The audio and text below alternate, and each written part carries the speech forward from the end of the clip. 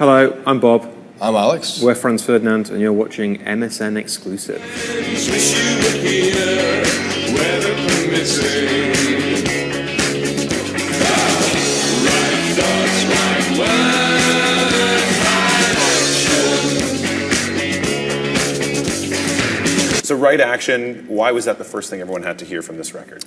I don't know, I guess it sums up the whole mood of the record, that song. It's a pretty positive song. Yeah, lifts you up. Talk about the video a little bit. Because it's an interesting video. Yeah, a lot of it we improvised on the day of the video shoot, didn't we? Yeah, our actions in it. Yeah. Is that different from most videos? Are you told what to do for most of them? No, a lot of them are planned in advance. You know, some of them we've ad-libbed before, like the Ulysses video, we sort of improvised a lot of that. But often you'll sit down and you have a very definite script that you're going to work through. And but this one...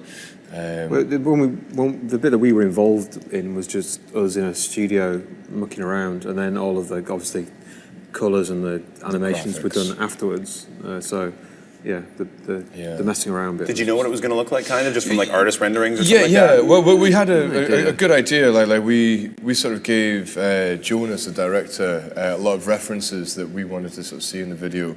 A lot of it was tied in with a kind of sort of a type of books you'd get in Britain in the 1950s and 60s, which had very strong graphics and a really strong graphic look. And I said, yeah, make it kind of look like that. And he's very good at getting that sort of thing together. Cool. How come Love and Lumiere... It's interesting that you guys released both songs at the same time. Singles, basically. In this day and age, I don't know what a single is anymore, really. I don't know. You guys have a better... I don't really know. It's something that you put out first. I think of it like a double A side, you know? Right. Like, and this is going way back, where you'd have a 7-inch single. We can work it out, Day Tripper. Yeah, that sort of thing, you know? Yeah, because I remember the Buzzcocks used to do that. When I was a kid, I found a Buzzcocks single in a second-hand shop that had the A side and side one, and I loved that idea. So the both songs are equal to each other. And, so speaking of the A side thing, so Bullet really like changes the tone of the record, right? And I'm thinking like if I had the vinyl of the record, it would be like side B starting. Is that kind of the intention of that? Because it feels like that listening to the record. Yeah, we still think of it as two sides. We planned it out. Like when we were arranging the track order, you know, we thought about it as two sides. Okay. Yeah. Just because it makes it easier, it gives you like a structure, I guess. Yeah, and like for us, it was like there's a definite mood on side one. It's quite upbeat and it kind of builds up, and then side two, you turn it over, and then Bullet's probably the most intense song on the record. And it makes you think you're going off in another direction, but it's actually a non sequitur, and it takes you off in another direction afterwards. I like that word. And it gets a little darker after that, I'd say, the record. How does it fit in the set now? Now that you guys keep putting out records, obviously. Like the set list, some songs will probably never get played again. Some songs are going to get played every night. Like how do you choose what songs? It's funny. It's quite surprising the songs that kind of really work live and the ones that don't work so well live. And some of the ones that I didn't think would work at all live are actually the most powerful songs. Like what? Like Goodbye Lovers and Friends, the last song on the record. Right. I thought maybe that might just be an album-only track, but it's in a way it's the most powerful song live. I really love playing it. There's a lot of space in it to mess around and to have variations from night to night within the song. Also with the subject matter, I think it's quite... There's a song with a lot of room for expression and a lot of dynamic as well.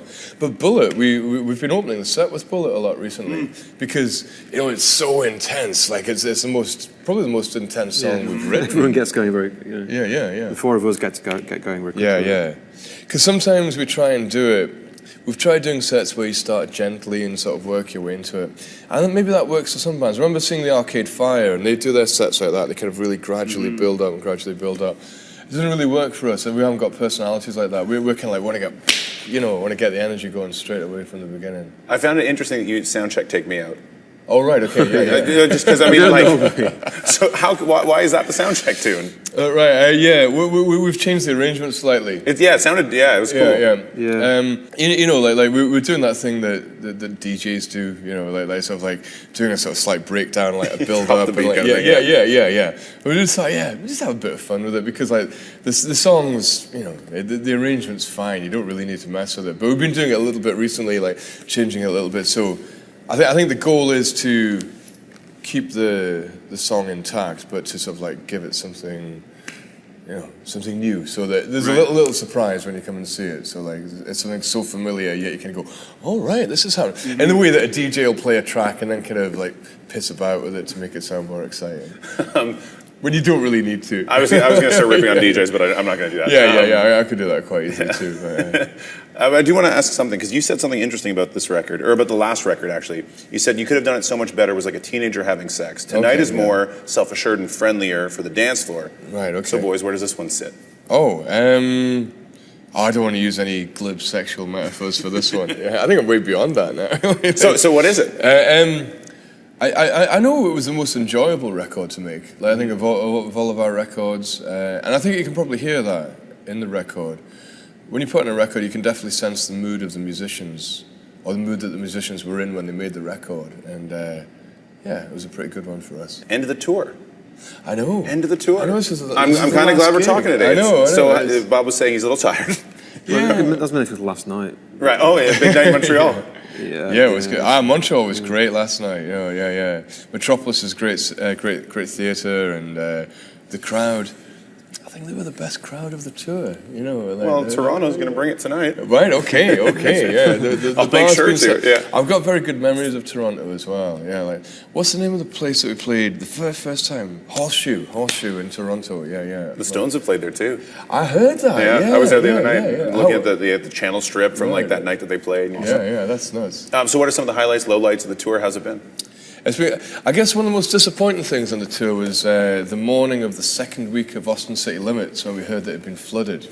But it ended up being the highlight of the tour, or our highlight of the tour as well, because we called around different venues and asked different people, and we managed to get a gig together in another venue that night. And so it went from total despondency to another really intense, very exciting gig. It was cool. We played this kind of punk rock venue called Infest.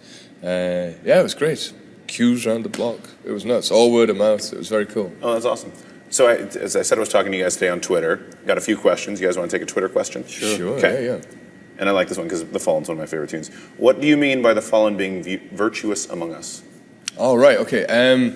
It's talking about a guy I used to know in Glasgow, and he was always seen as a villain by a lot of people in our social circle because he used to do naughty things like rob from supermarkets and take drugs. But in a way, he would have his own very distinct set of moral standards that were probably more extreme than the people who criticised him. So that's what I was talking about. Cool. On this record, I hear there's a chest cavity kick drum thing that you guys do. So is that what is the craziest thing you guys have put on a record like that? Like, I love hearing that Ringo used to put like cereal boxes on the snare and this kind of thing. Yeah. It was a fag packet he used to use, wasn't it? Yeah. You'd have a packet of, not Benson and Hedges, something like that. John Player Special, I think it might have been. Or maybe number 6. You do all sorts of things like that in the studio. The chest cavity was scratching the stubble to get the sound. Where are those things? I was listening to the record trying to find the chest cavity. It's a universal expander. So we replaced in the verses, the sound of the drums are replaced by these kind of sounds. And like if you put a mic really close, it's a bit like a stethoscope. When you hear the thud of the heartbeat on the stethoscope, it's like that. We wanted it to sound very intimate, but kind of alien at the same time. You're not quite sure what these noises are, where they're coming from.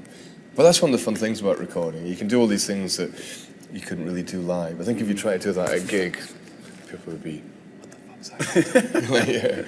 Could be interesting, who knows? Yeah. So we do something called 5 questions. 5 quick questions, 1 word answers. Road or studio?